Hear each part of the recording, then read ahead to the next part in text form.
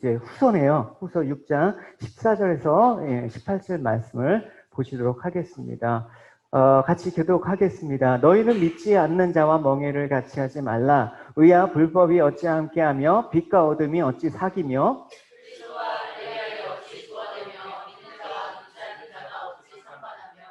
하나님의 성전과 우상이 어찌 일치가 되리요. 우리는 살아계신 하나님의 성전이라. 이와 같이 하나님께서 가라사대 내가 저희 가운데 거하며 두루 행하며 나는 저희 하나님이 되고 저희는 나의 백성이 되리라 하셨습니다.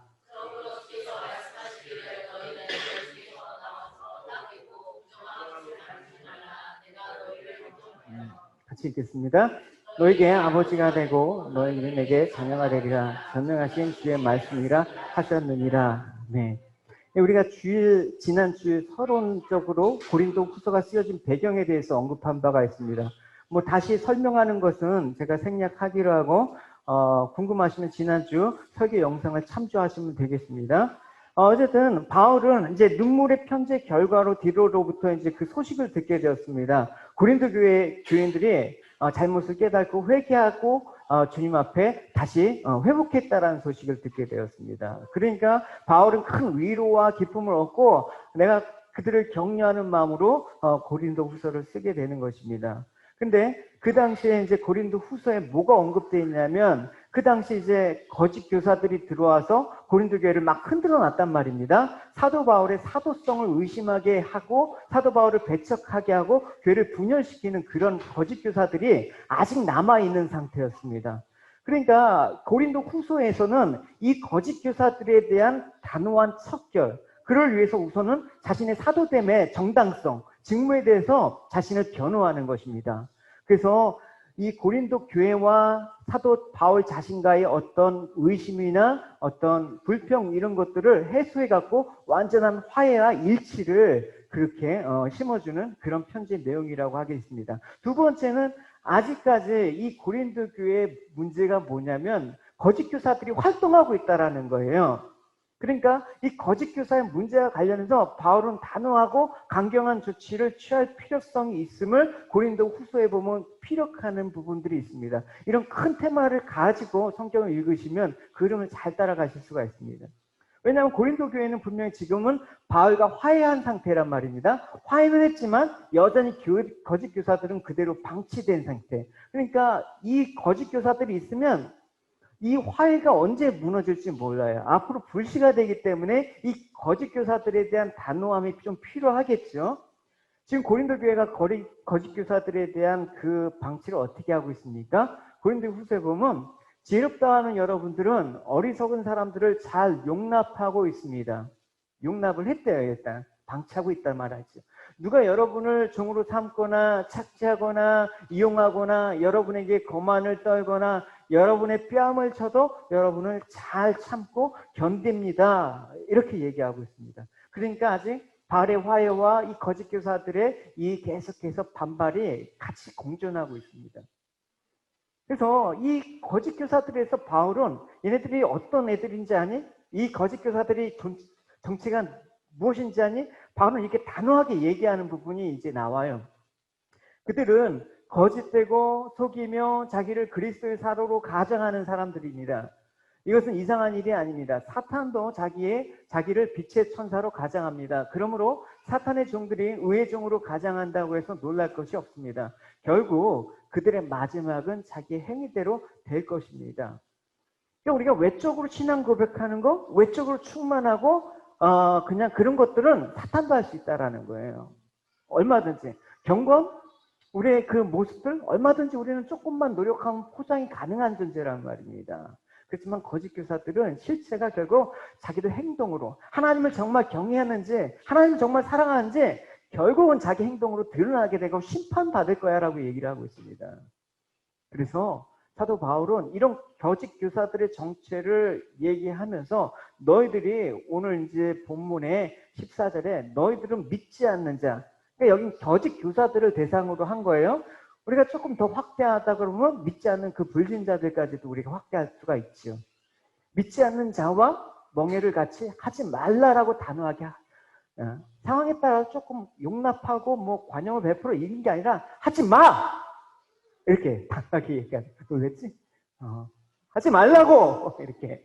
이런 톤이에요, 진짜. 거짓 교사들을, 그 거짓 복음에 대해서는 사도 바울이 되게 관대하고 부드럽고 눈물이 많고 용납을 하는 사도였는데, 이런 거짓 복음에 대해서, 하나님 경외하는 거에 대해서, 예배에 대해서는 되게 단호했단 말입니다. 그죠? 그래서 이 말씀 우리가 자구적으로 잘못 해석하면 어떻게 되냐면, 신앙을 갖는 사람들, 기독교인들은 세상 사람들과 상종하지 말라라는 처럼 들릴 수 있습니다. 이건 어떻게 이 말씀을 이해하냐면, 이 믿지 않는 자와 믿지 않는 자를 대립적인 구조로 배치해서 이해를 했기 때문에 그래요. 우리가 세상을 이해하는 방식은 그렇게 이분법적으로 얘기하면 안 돼요. 그죠? 믿는 자, 믿지 않는 자, 착한 자, 나쁜 자, 이렇게 이분법으로 가면 항상 교회가 편협하게 되는 거예요. 복음의 그 진짜 그 말한 그 진리를 잊어먹을 수가 있단 말입니다. 그래서 이 말씀은 성도가 누구를 선택해서 인간관계를 형성해야 될지에 대한 말씀이 아니라, 이 말씀은 인간관계의 대상의 선택에 관한 말씀이 아니라는 거예요. 이 말씀은 뭐냐? 죄악된 세상 사람들과 교제할 때 우리가 경계할 때 주의 상황이 뭔가를 얘기하는 거예요. 그죠? 그래서 불의와 세상의 죄악에 대해서 너희들이 아무런 감각 없이 그냥 동의하고 따라가지 말라. 그런 얘기예요. 관계를 하지 말고 상종하지 말라. 이런 얘기가 아니란 말입니다. 그러면 여기서 믿지 않는 자와 멍에를 같이 하지 말라라고 하신 말씀을, 우리가 신명기 말씀에 이런 말씀이 있어요. 이 말씀을 상기시키면서 좀 생각을 해봅시다. 신명기 말씀에 소와 낙에게 한 멍에를 메어 밭을 갈게 하지 마시오라고 얘기를 하고 있단 말입니다. 왜 그럴까요, 여러분? 그림을 보면 좀 쉽게 이해가 될 거예요. 이스라엘에서는 소나 나귀가 다 농경에 쓰이는 아주 귀한 동물입니다. 근데 왜 소나 나귀에게 함께 멍에를 씌우지 말라고 얘기하냐면, 첫 번째는 크기가 다르기 때문에 그래요. 그러니까 소는 나귀에 비해서 분명히 덩치가 크지 않습니까? 그러니까 소와 나귀에게 함께 멍에를 씌우면 이 멍에가 잘 맞지 않으니까 보폭의 차이가 있는 거예요. 그러니까 밭이 제대로 갈리지가 않기 때문에 그렇다라는 거예요. 두 번째는 어떤 일이 때문에 그러냐면, 성격이 달라요, 얘네들은. 성격은, 소는 되게 온순한 반면에 나귀는 성격이 아주 급합니다. 그래서 함께 멍에를 씌워서 일시키기가 매우 힘들다라는 거예요.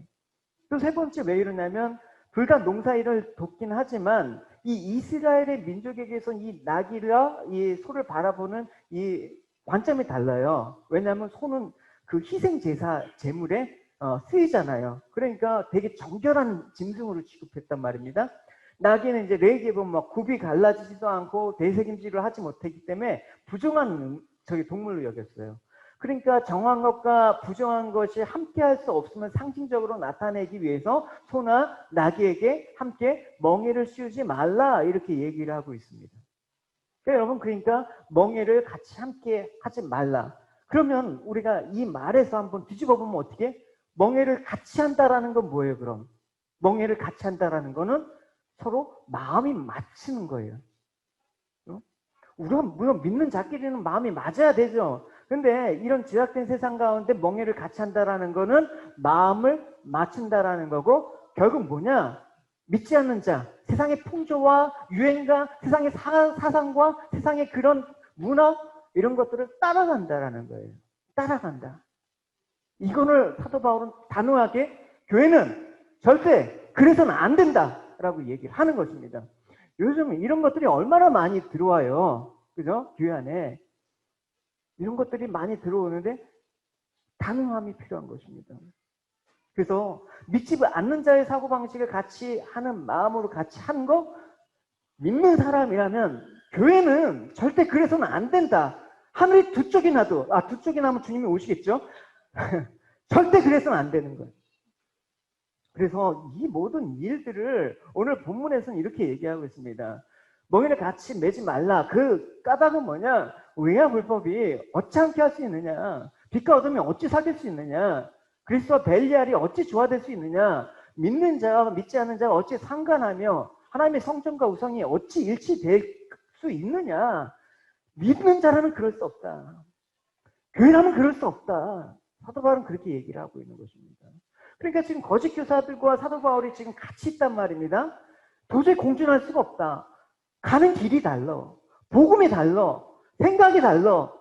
어떻게 같이 가요? 물론 너무 극단적으로 생각해서 성도는 세상의 불신자들과 전혀 상종하지 말라는 게 아니에요. 물론 충돌하지 않고 존중하며 조화를 이루면서 살아야 되죠. 그리스도인의 인격과 그런 행동들이 나타나야 되죠. 화목할 수 있도록 노력해야죠. 하지만 양자 간에 좁힐 수 없는 간격이 있으면 우리는 분명히 인식하고 살기란 말입니다. 성도가 아닌 자의 삶은 다를 수밖에 없어요. 왜냐하면 출발부터가 달라요. 왜냐? 지금 우리가 현재 지금을 살아가고 있지만 성도는 어떤 마지막을 바라보고 현재로 오는 거예요. 우리가 마지막을 어떻게 될지 알고 마지막에 주님 오실 줄 알고 마지막에 세상이 어떻게 될지 마지막을 바라보면서 현재를 사는데 믿지 않는 사람들은 그냥 현재를 출발해서 현재를 살아간단 말입니다. 앞으로 어떻게 되겠지? 그럼 항상 현재 살아요. 우린 그럴 수가 없어요. 장차 되어질 일들을 알고 현재를 살아가기 때문에 시각이 달라. 전도서의 말씀에 이런 말씀이 있어요. 초상집에 가는 것이 잔치집 가는 것보다 나으니 모든 사람의 끝이 이와 같아. 산자는 이것을 그의 마음에 둘지어다. 이렇게 얘기했어요. 물론 잔치집도 가야 되는데 초상집에 가는 게 왜 더 복이 있다라고 얘기하고 있습니까? 잔치집에는 마지막이 없습니다. 시작에 대한 것밖에 없어요, 여러분. 결혼식 하는데 여러분 죽을 날 기다리면서 결혼식 하는 사람이 어디 있어요? 세상 망한다, 우리 망할 때까지만 살자, 이런 사람이 어디 있어요? 새 출발. 그러니까 이 출발에 대한 마음은 있는데 이 마지막에 대한 마음들이 없기 때문에 초상집이 더 낫다. 시작은 없고 이 초상집은 마지막이잖아요. 그래서 마지막에는 울음과 통곡을 자리하면서 초상집에서 우리 인생의 마지막의 결론은 어떻게 될 것인가 한번 묵상을 해보란 말이에요. 그러면 현재 나의 삶들은 좀 더 겸손해지고 하나님을 바라보게 되고 영혼을 사모하는 마음을 갖게 될 거 아니냐. 그 얘기를 하는 거예요. 그래서 15절을 보면 믿지 않는 자와 믿는 자가 어찌 상관하냐. 이 상관한다라는 이 단어 메리스는 뭐냐면 이게 원래 사업을 하잖아요. 같이 사업을 하면 이익금을 나누는 거예요. 예, 그런 의미인데 여기서 뭐냐면 성도와 불신자 간이 갖게 될 기업, 그 이익금이 장차 차이가 있을 때 말하는 거예요. 몫이 달라요. 기업이 다르는 거예요. 뭐냐면 성도와 불신자는 이 세상에 분명히 함께 살고 있죠. 이 자원들을 같이 누리고 있어요. 그러니까 믿는 사람이라고 해서 특별히 뭐 믿지 않는 사람보다 뭐 더 부유하고 뭐 더 좋은 환경과 조건에서 살게 된다는 말은 아니에요. 믿는 자래도 믿지 않는 자와 뭐 동일한 조건에서 뭐 노력하면 뭐 잘 살 수 있고 게으르면 가난하게 살 수 있고 뭐 그런 조건들은 똑같단 말입니다. 세상에선 차이가 없는데 뭐의 차이가 있다? 장차 미래 주님이 다시 이 땅에 오시는 그날 차이가 있단 말입니다. 이걸 보지 않으면 다 현재 나에 대해서 그렇게 매진하고 사는 것이죠. 이 말에 대해서 우리가 조금 더 쉽게 생각해 보겠습니다. 마태복음 25장의 종말장이죠. 그때 종말장의 그 종말의 때의 모습을 예수님께서 염소와 그 양의 비유를 해주셨어요. 이게 뭐냐면 우리가 보잖아요. 멀리서 보면 비스무리해요. 가까이 봐야지 구분이 되죠. 함께 벌판에서 풀을 뜯고 있으면 뭐가 양인지 염소인지 다 뭐 양 같고 염소 같아요. 근데 언제 갈리자면 밤이 올 때 상황이 바뀐단 말입니다. 목자가 이제 그 무리들을 데리고 오잖아요. 그래서 한때 모으고 양과 염소는 울타리를 각각 분리해서 집어넣어요. 그냥 무리를 해갖고 그냥 반 뚝 잘라갖고 그냥 섞어갖고 이렇게 놓는 게 아니라 한쪽 편은 양, 한쪽 편은 염소를 놓는단 말입니다. 정확하게 구분을 해요. 우리는 지금 저 사람이 믿음이 있는가? 저 사람이 정말 제대로 하나님 경외하는가? 잘 모를 때가 있어요. 그러나 하나님은 정확하게 구분하신다라는 거예요. 그래서 이런 말씀을 하셨죠. 모든 민족을 그 앞에 모으고 각각 구분하기를 목자가 양과 염소를 구분하는 것 같이 하여 양은 그 오른편에 염소는 왼편에 두리라.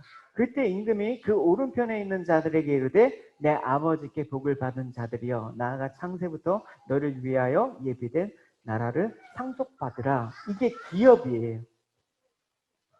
여러분, 성도와 불신자가 결국은 이와 같다라는 것입니다. 밤이 돼야지 알아. 마지막에 돼야지 안 돼. 살아봐야지 알아요, 여러분. 끝까지 믿음으로 사시기 바랍니다. 양과 염소가 밤이 오면 그들이 가게 될 울타리가 정확하게 나뉘어듯이 이제 우리가 이 세상의 마지막 또 이 땅을 떠나게 될 때 목자장이신 주님께서 오시면 성도와 불신자들이 정확하게 나눠집니다. 성도는 천국으로, 불신자는 지옥으로 인도가 되는 것입니다. 주님께서 말씀하신 거예요. 아, 되게 기분 나쁘네. 이러지 마시고 주님이 말씀하신 거라니까요. 그들은 영벌에, 의인들은 영생에 들어가리라. 그러니까 천국과 지옥은 미래에 가야 될, 우리가 받아야 될 기업이지만 이미 뭐로 주어졌다? 약속으로 보증하셨다. 때문에 성도인 우리는 장차 되어질 일들을 알아. 장차 우리가 받게 될 상급을 알아. 그러니까 지금 가난하지만 누릴 수가 있는 거야. 지금 힘들지만 기뻐할 수가 있는 거야. 왜? 이게 잠깐이거든요. 이게 영원하다 그러면 죽죠. 억울하죠. 그렇지 않아요, 여러분. 아니에요, 여러분. 금방 간단 말이에요. 세상 금방 가요. 제 나이 50인데 금방 가잖아요, 여러분. 아깝지 않습니까, 여러분? 아까워하지 마십시오. 우리가 이 세상을 살지만 인생의 태도가 믿는 자와 믿지 않는 자는 분명히 다른 것입니다. 그러니까 우리가 어떤 어려움에도 불구하고 이 장차받을 기업에 대한 소망을 가지고 이 세상을 살아갈 때 이 세상 사람들보다 좀 돈 없으면 좀 어때? 뭐 영화롭지 않으면 뭐 어때? 뭐 학벌이 좀 떨어지면 어때? 뭐 외모가 떨어지면 어때? 그러나 우리는 받을 게 있단 말이에요. 장차 받을 그 기업의 상급을 바라보면서 나갈 때 우리 인생은 가난하거나 비천에 처해거나 풍부에 처해거나 나는 모든 것들 주 안에 살 수 있다는 그 사도 바울의 그 당당한 고백이 나오는 것입니다. 천국의 상속자는 그럼 어떻게 살아야 되느냐? 그러면 이걸 우리가 생각해 보자고요. 그게 오늘 주제이기도 하고요. 17절 읽어봅시다.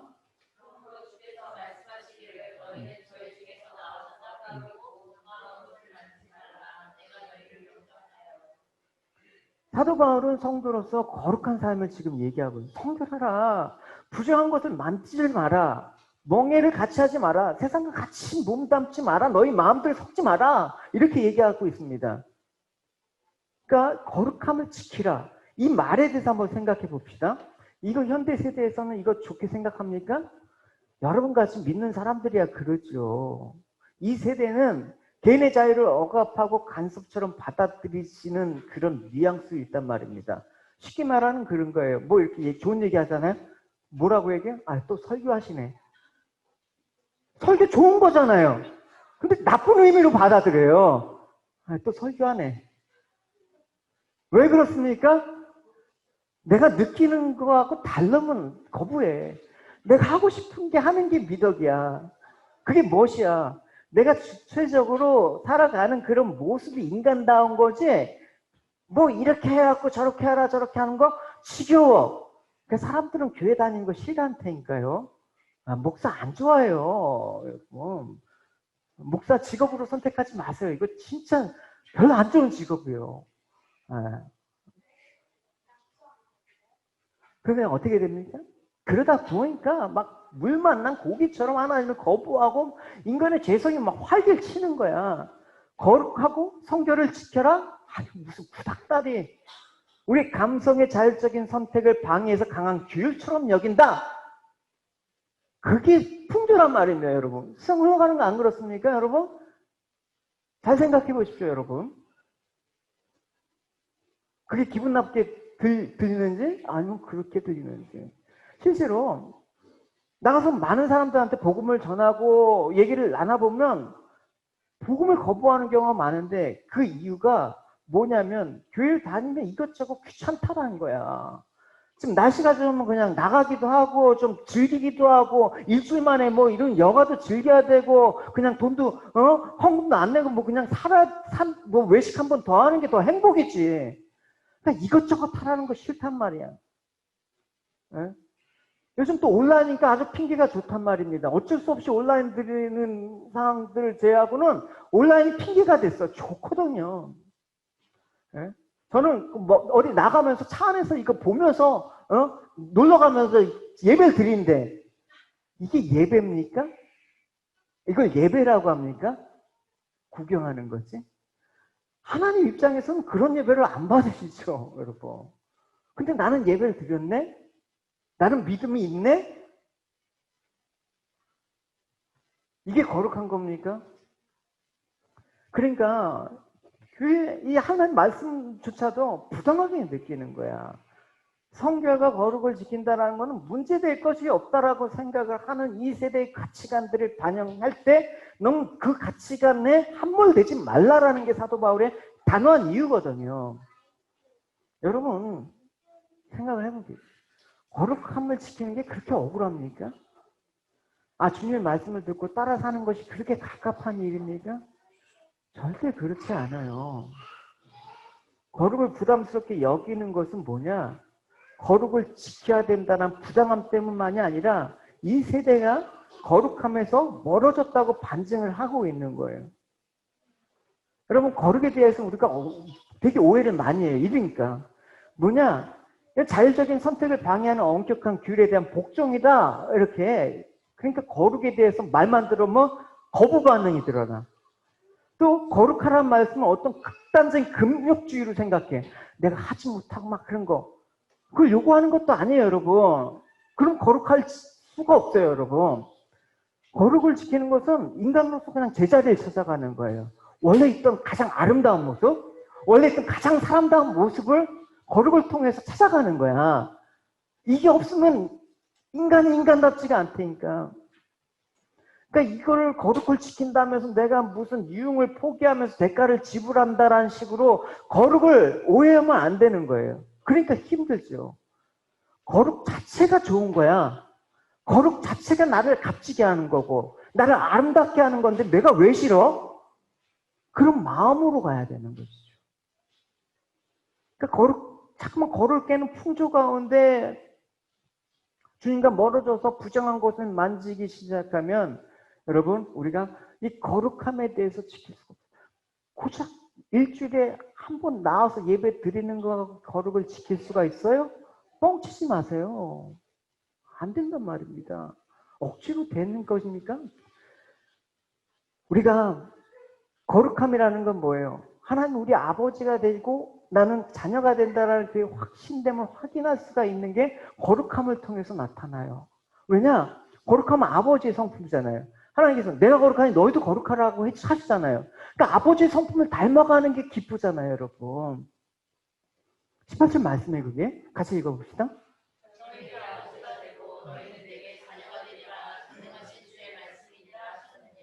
거룩을 지킴으로써 뭔가 얻기 위한 것이 아니라 거룩 자체가 하나님 자녀됨을 보증하는 거예요. 아버지랑 닮았네? 보면 알잖아요. 우리 자녀들 키워보면 부모하고 붕어빵이야. 네? 누가 봐도 알아. 아빠, 엄마가 누군지 알겠다. 왜? 닮으니까. 우리가 하나님의 자녀라면 하나님과 닮아야 되잖아요.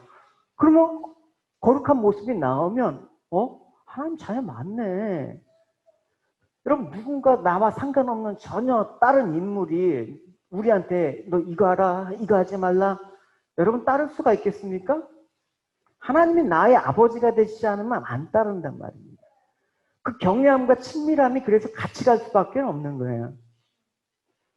부모의 마음을 알아야지 자식이지.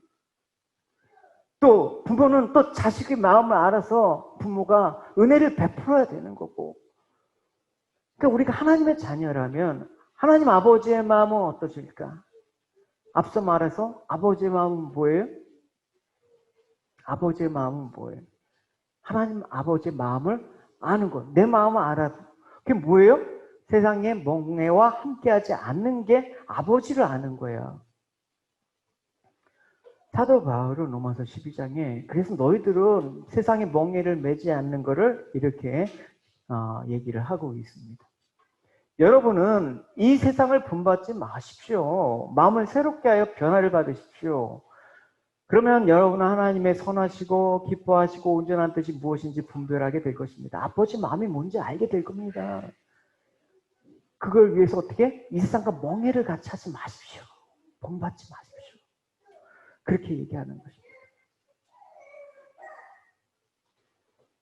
우리가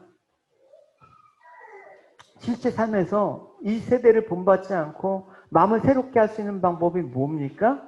우리의 노력으로 안 되잖아요. 우리 열심 필요하지만 안 되잖아요. 우리의 마음 가운데 하나님의 마음으로 채워져야 돼요. 이 자리가 하나님으로 채워지지 않고 우상으로 채워져 있다 그러면 하나님 자녀로 살 수가 없는 거야. 우상의 하수인으로 살아가는 것입니다. 그러니까 사단과 그리스도가 어떻게 조화할 수 있느냐, 성전과 우상이 어떻게 같이 일치가 될 수 있느냐, 이 말을 사도 바울이 하는 것이죠. 같이 읽어보겠습니다. 하나님의 성전과 우상이 어찌 일치가 되리요? 우리는 살아계신 하나님의 성전이라. 이와 같이 하나님께서 가라사대 내가 저희 가운데 거하며 두루 행하며 나는 저희 하나님이 되고 저희는 나의 백성이 되리라 하셨느니라. 세상이 살아가는 방식이 있어요.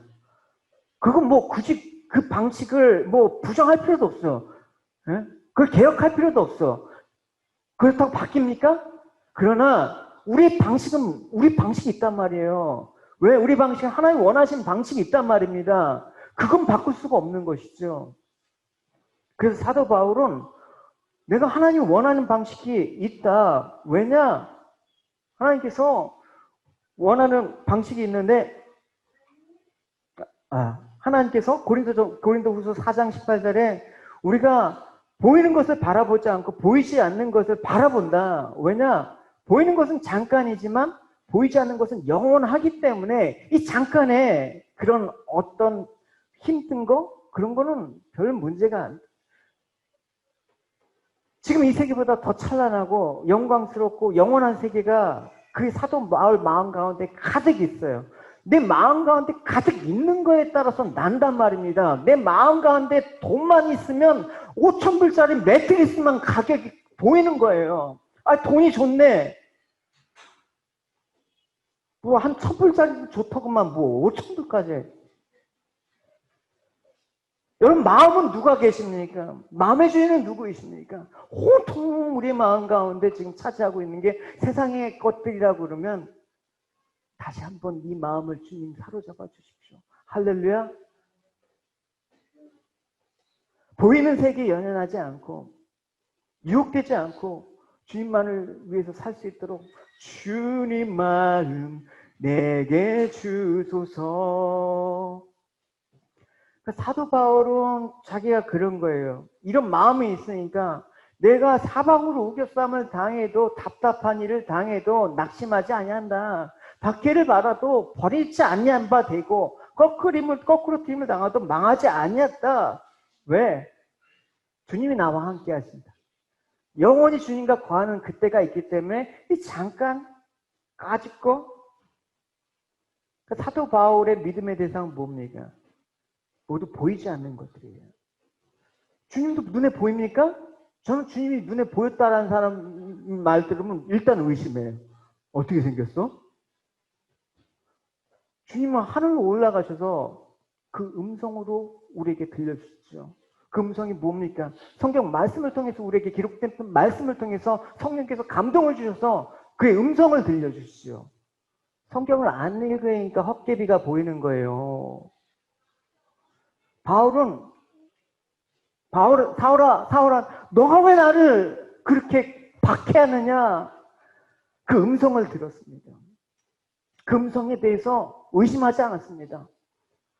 주님 보이지 않지만 내가 주님 함께 하심을 믿고 내가 고난 가운데 기뻐할 수 있습니다. 내가 세상이 육신적으로 실패하고 망한다라는 것 자체가 사도 바울의 마음을 흔들지 못했습니다. 그 안에 가시가 있잖아요. 그 가시를 고쳐달라고 막 3번이나 목숨을 걸고 주님께 기도했지만 주님께서 뭐라 하십니까? 내 은혜가 족하다. 그거 잠시 그 고통을 은혜로 감당했던 모습을 볼 수 있지 않습니까? 다 잠깐에 있을 것에 불과한 것입니다. 너무 잠깐 이 세상 가운데 너무 미련두지 마십시오. 너무 애착하지 마십시오. 열심히 살지 말라라는 얘기 아니라 그러다 보면 영원한 세계를 바라보지 못하고 놓치기 때문에 그렇습니다. 우리가 사도 바울의 삶들을 보면서 저도 그래요. 너무 보이는 곳에 연연하고 매어 산다고 한탄이 나오지 않습니까? 세상 사람들이야 보이는 것이 목표고 전부라고 하지만 하나님의 자녀인 나는 보이는 것을 뭐라고 할지라도 이 보이는 것 때문에 내 믿음을 방해할 수 없다. 이 보이는 이 현상들은 오히려 믿음의 장애물이라 걸림돌이다. 보이지 않는 세계를 사모하는 그런 마음이 있느냐. 그러니까 여러분 세상에 멍에를 같이 매잖아요. 멍에를 매면 어떻게 돼? 이렇게 가는 거예요. 보이는 것이 아니라 보이지 않는 것이 아니라 보이는 것이 삶의 목표가 돼버리는 거예요. 믿는다고 하더라도. 그럴 때 어떻게 됩니까? 믿음이 변질을 되는 거예요. 보이는 것을 확보하는 수단으로 바뀌는 거예요. 그래서 뭐를 크게 짓자. 그래도 크게 짓자. 보이지 않는 세계가 죽음 이후에 문제로만 여겨지니까 현재에 충실하자. 그냥 육신에 살아가는 동안 마음껏 누리고 그냥 확 그걸 소유하는 것이 축복으로 여겨지는 거예요. 그건 믿음이 아니죠. 그걸 믿음이라고 얘기한다 그러면 그거 거짓 복음 아닙니까? 거짓된 교사가 지금 바울을 흔들어 놓는 그 거짓 메시지 아닙니까? 여러분들이 이 말씀들을 구별하지 않으면 거룩한 하나님의 자녀가 될 수가 없는 것입니다. 그래서 믿음은 뭐냐? 보이지 않는 것을 의지하면서 사는 것이다. 사도 바울은 우리가 믿음으로 행하고 보는 것으로 행하지 않는다라고 얘기하고 있지 않습니까? 보는 것은 뭔다? 보는 것이 믿음 반대로 얘기하고 있어요. 결국 뭐냐? 믿음은 보이지 않는 것을 행하는 것을 의미하는 것이다 라고 우리가 알 수가 있는 것이죠. 그래서 요즘은 그냥 그렇잖아요, 여러분. 할 때가 막 세상에 들으면 신나라 그러면 어떻게 우리 마음의 눈을 감고 다시 출애굽 5장에 보면 모세와 아론이 하나님의 말씀을 이렇게 바로에게 전하죠. 뭐라고 하냐면 모세와 아론이 말했는데 히브리 사람의 하나님이 우리에게 나타나셨습니다. 그러니 우리를 3일쯤 광야로 나가게 해주십시오 라고 얘기하고 있습니다.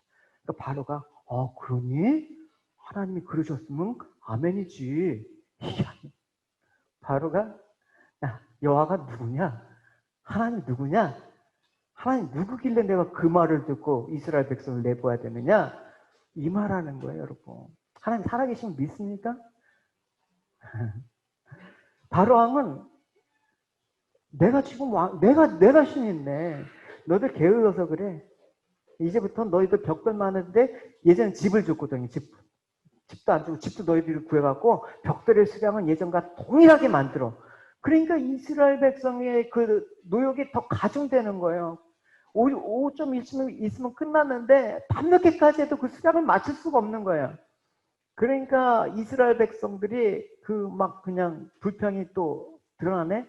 그러니까 그 작업반장들이 모세 아론에게 이제 하는 말이 있습니다.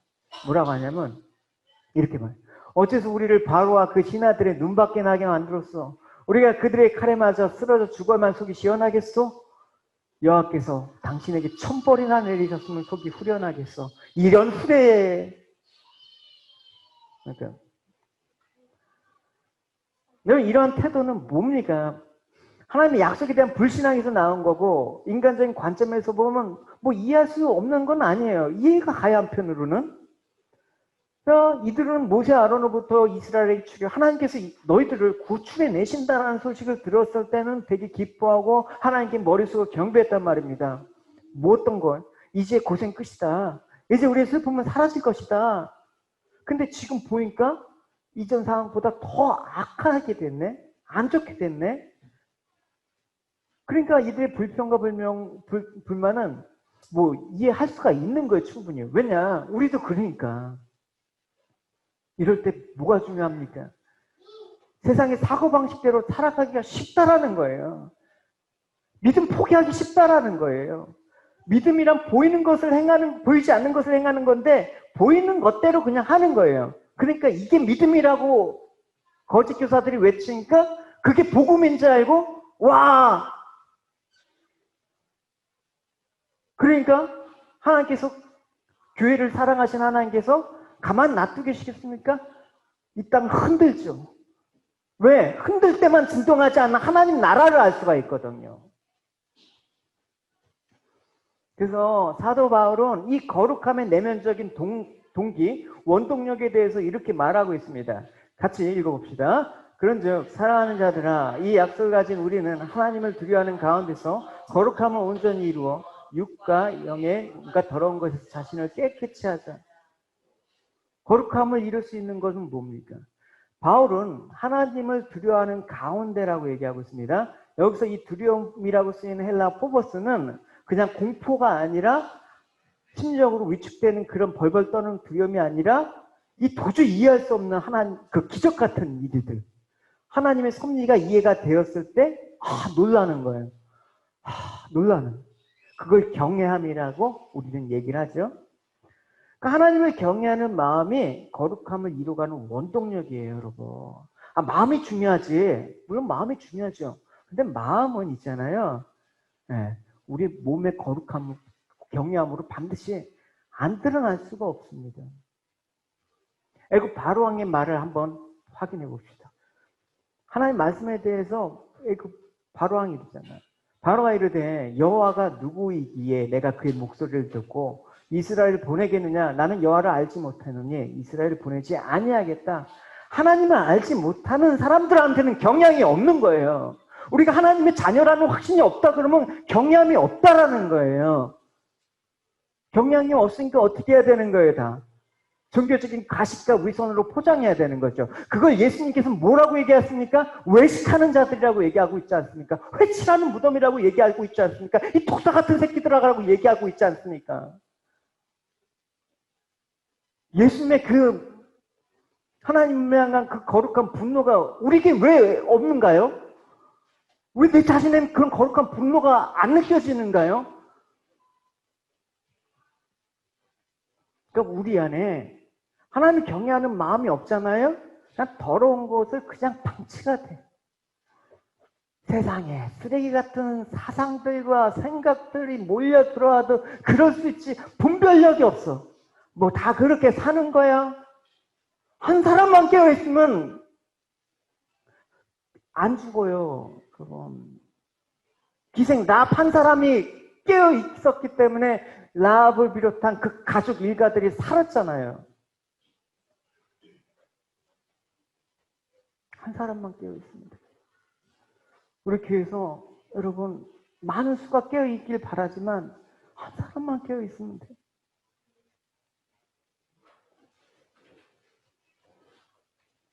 잠언서 8장에 여호와를 경외하는 것은 분명히 뭐라? 악을 미워하는 거다. 거만과 교만과 악한 행실과 거짓된 말 이런 거 미워하는 거다. 하나님을 경외하는 사람이 하나님 말씀을 어떻게 경홀히 여길 수가 있겠습니까? 하나님께서 비판하지 말아라. 비판을 하려거든 비판을 받지 않거든 비판하지 말라. 그걸 아는 사람이 어떻게 형제를 판단하고 정죄할 수 있느냐? 너희들 여자 보고 음욕 품지 말아라. 마음에 이미 가늠한 거야. 근데도 불구하고 어떻게 우리가 음란한 생각과 행동에 빠질 수가 있느냐? 진정으로 하나님 경외하는 사람이라면, 그가 정말 하나님을 닮은 자녀라면 하나님 말씀 지키고 주님 닮아가려고 부단히 노력하는 거 당연하죠. 당연하죠. 그런 자녀로서의 그런 노력들이 여러분 그게 뭐 행입니까? 그건 정말 진심에서 우러난 마음이에요. 사도 바울은 그래서 권면을 하고 있습니다. 온갖 더러운 것에서 너의 자신을 깨끗이 하는 것입니다. 그러니까 더러움이 있는 곳에는 그냥 노출을 하면 안 돼. 내가 딱 갔을 때 그것들이 막 내 마음 가운데 막 그냥 심란하게 하는, 그러면 그냥 그 자리를 떠나. 요셉이 보디발의 아내가 유혹했을 때 그냥 박차고 떠난 것처럼 불이익은 받을 수가 있어요. 내 몸과 내 육기 깨끗함을 유지하는 게 거룩함을 이루는 방식이라니까요. 그래서 거룩함을 위해서 사도 바울이 그 거룩함을 지켜야 될 영역을 뭐라고 하고 있습니까? 너희들의 육과 영이라고 분명히 얘기하고 있습니다. 우리가 뭐 영적인 거라고 해서 육과 무관하다고 생각하는 사람 치고 영적인 사람 못 봤어요, 저는. 그죠? 분리할 수가 없는 거예요. 영과 육이 온갖 더러움에서 척결될 때만 비로소 거룩함이 유지가 된다라고 얘기를 하고 있습니다. 이 말에 대해서 사도 바울이 이 지금 고린도 교회의 배경을 설명하면 그 당시에 그 그리스 헬라 문화가 그런 거였습니다. 헬라 문화에서 가장 그 기조를 이루는 그 사상이 뭐냐면 이분법적, 이원론적인 사상에 팽배했습니다. 그러니까 사고의 대상이 되잖아요. 무조건 둘로 쪼개, 둘로 나누는 거예요. 그래서 나눈 거에서 한쪽은 선한 거, 한쪽은 악한 거를 이렇게 무조건 나누는 거예요.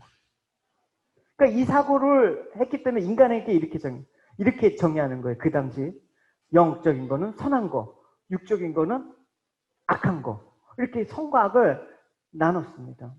그러니까 이 세상을 기준으로 해서 추구를 해야 되는 극단적인 그 삶의 방식이 생겼는데 그 두 가지가 뭐냐면 금욕주의와 쾌락주의가 생겼단 말입니다.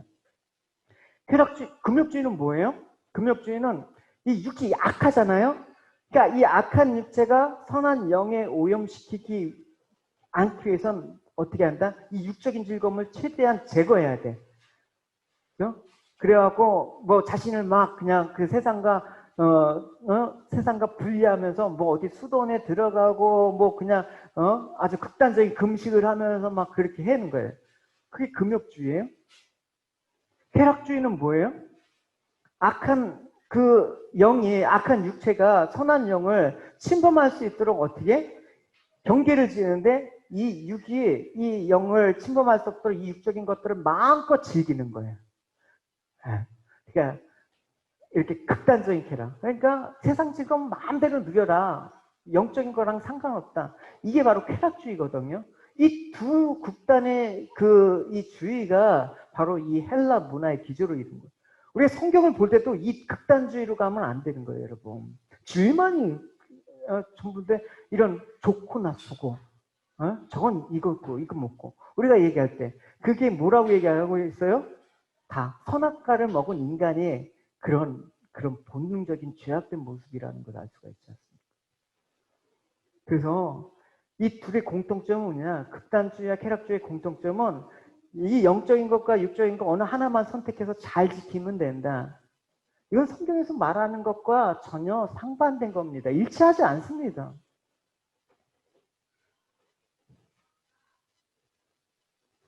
유아실에 예배 드리고 있어?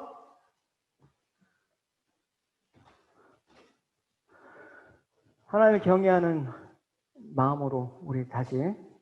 그래서 육이 없는 인간이나 영이 없는 인간은 없어요. 그러니까 막 영 거룩하면서 육은 더럽다. 이런 개념 없어요. 근데 육체는 아주 정결한데 영적으로는 더럽다. 그 사람은 거룩과 거리가 먼 사람이에요. 그러니까 우리가 진정한 거룩함에 이르려면 어떤 영역? 이 영과 육적인 것에서 더러움이 있는지 날마다 살펴봐야 되는 것입니다. 우리 몸은 이제 그릇이라고 얘기하고 있어요. 그래서 그릇. 디모데후서 여러분 말씀 보시면 같이 읽겠습니다. 큰 집에는 금 그릇과 은 그릇이 있습니다. 그러나 나무 그릇과 흙으로 빚은 그릇 또한 있습니다.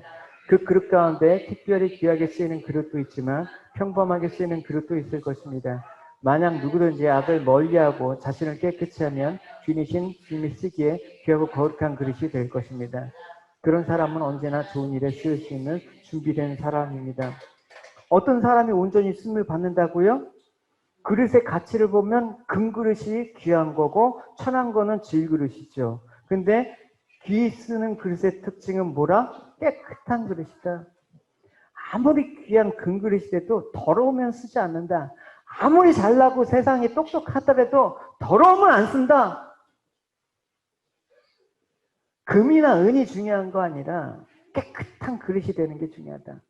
아무리 하나님께서 은혜를 주시는데 그릇이 온전하지 못하니까 은혜를 담지 못하는 거예요. 그래서 신앙의 삶이란 뭐냐? 거룩을 지키는 싸움을 하는 삶이에요. Faith isn't always about the fight of the soul. 그 싸움은 영적인 싸움도 있지만 결국 뭐냐? 우리 몸을 관리하는 싸움도 있어야 되는 거예요. It also involves the physical body.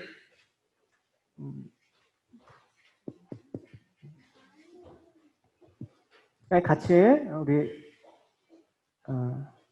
같이 읽어보겠습니다.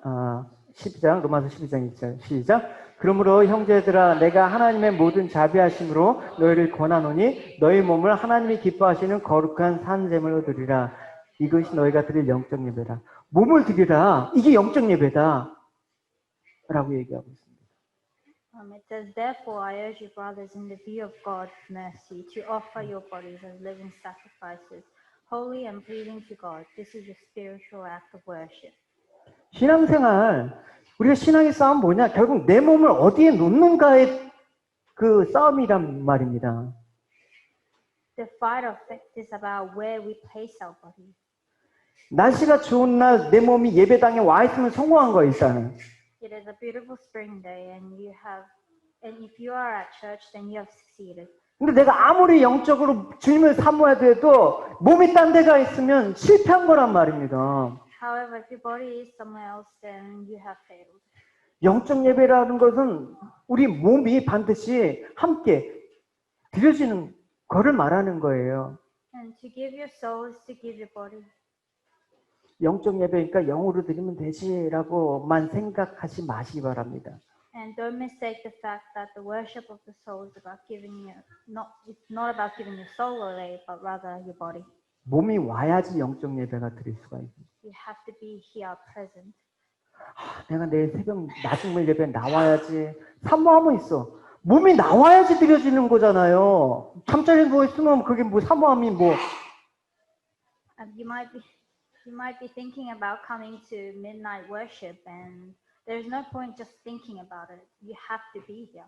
하나님 원하시는 자리에 내 몸을 갖다 놓으시기 바랍니다. 할렐루야. And I want you to be in the presence where God leads you to. 사도 바울 왜 내 몸을 쳐서 복종시킨대? 몸이 말이 안 되니까. And that's all Paul was talking about. 로마서에는 이렇게 얘기했어요. 너희 육신이 연약함으로 내가 사람이 이대로 말하니 전에 너희가 너희 죄를 부정과 불법에 내주어 불법에 이른 것 같이 이제는 너희 죄를 의의 종으로 내어주어 거룩함에 이르라. Romans chapter 6 verse 19 says, I put this in human terms because you are weak in your natural selves. Just as you used to offer the parts of your body in slavery to impurity and to ever increasing wickedness, so now offer them in slavery to righteousness leading to holiness. 여러분 주목해야 될 말은 뭐예요? 내주다. 우리에게 뭘 내주느냐에 따라 다른데 말입니다. 우리가 전에는 우리 자신을 더러움과 불법에 내주었어. 그때는 약했어. 근데 이제는 너희들 하나님 함께 하시잖아? 왜 내주라? 그 얘기를 하는 거예요. In here, the word offer should be read with consideration. In the past, we offer our sins, but now we offer righteousness. 그럴 때 거룩함에 이르게 된다. This means to become holy. 그러니까 우리가 더러움과 불법에 몸을 내주는 것, 맡기는 것도 우리가 하는 일이고 또 의의 성령님께 우리가 우리 몸을 바치는 것도 우리가 하는 일이에요. So offering righteousness or offering sin, this is all in our hands. 우리가 불법의 종이 되느냐, 의의 종이 되느냐, 우리가 하는 일이에요. Whether you're slave to the righteousness or slave to sin, that is also your choice. 그러니까 우리가 할 수 없음을 알고 성령님께서 우리에게 오셔서 순종할 수 있게 하고 의의 종으로 하나님의 종이 되게 해주려고 오시지 않았습니까? So this is what the Holy Spirit is for, to guide us. 그러나 성령님이 우리 안에 오셨다고 해도 저절로 되어지는 것은 아닙니다. But just because the Holy Spirit is within us doesn't mean everything will work out. 내 몸을 누구한테 내어주느냐, 순종하느냐 안 하느냐의 열쇠는 전적으로 여러분에게 달려있는 거예요. This all depends on where you place yourself and whether you obey God. 물론 우리 힘으로 할 수 없지만 우리가 진정으로 하나님의 종으로 우리를 내어드리기를 갈망하면 그때 성령님께서 도와주신다라는 거예요. Sometimes we can't achieve God's will on our own, and so we have to be truly willing to become the slave of God, and that way the Spirit is willing to help. 그럼 우리가 육신대로 살기 원하잖아요. 성령님이 어떻게 하실까요? 그냥 근심만 하시는 거예요. However, if you only want to indulge in the earthly pleasures, then the Spirit cannot help. 성령님을 여러분 마음 가운데 성령님을 근심하게 하지 마십시오. And I don't want you to be that kind of person. 오늘 가장 큰 위기는 교회가 거룩을 잃어버린 데 있습니다. Our biggest problem today is what the church has lost in holiness. 예수 믿는 사람이 너무 타락하고 교회는 세상 냄새가 너무 많이 나. The believers of Jesus becoming corrupt and the church reeks of the world. 믿는 사람들 봐도 예수 냄새가 안 나.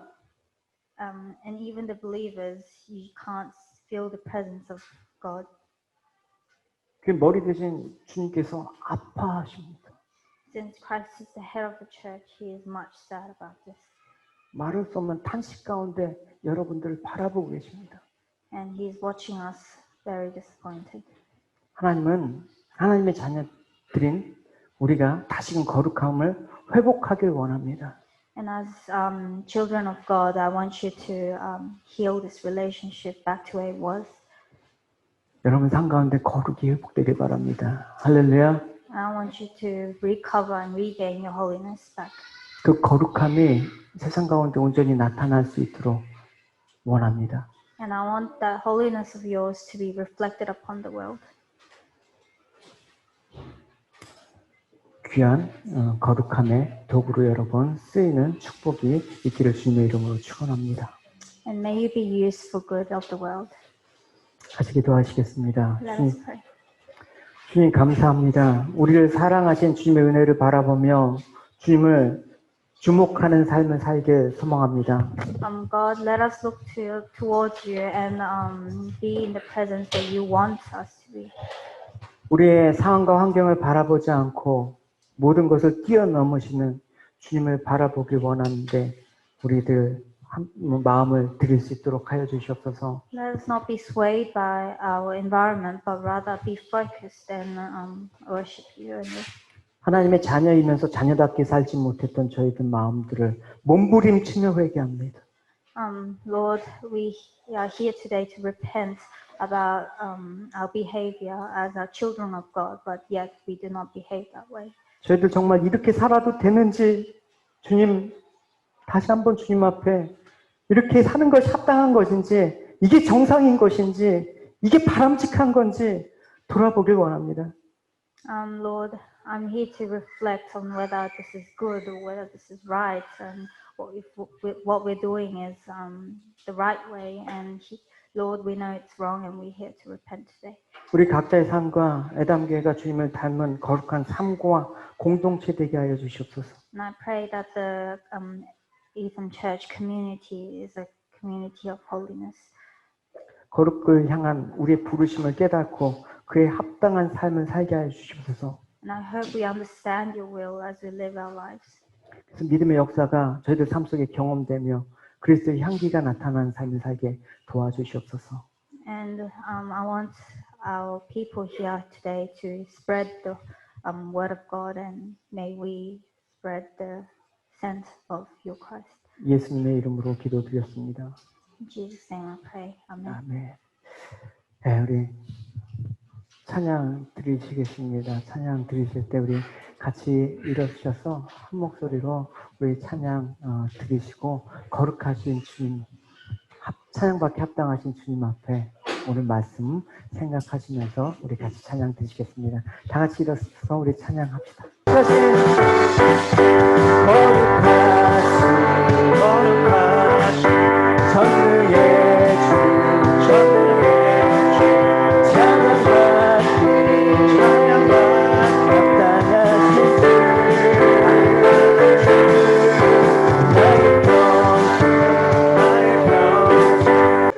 다시 한번 우리 고백합니다. 나의 일생을 주만 위해 살리라.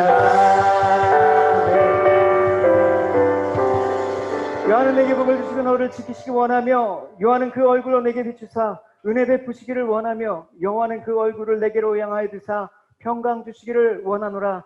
지금 우리 주 예수 그리스도의 은혜와 하나님의 사랑과 성령의 교통하심이 거룩을 향한 부르심을 따라서 우리의 일생을 주만 위해 살리라라고 다짐한 애당교회 모든 성도와 자녀와 가정과 학교와 직장과 중국과 또 한국의 지체들 머리 위에 지금부터 영원토록 함께 함께 있을지어다.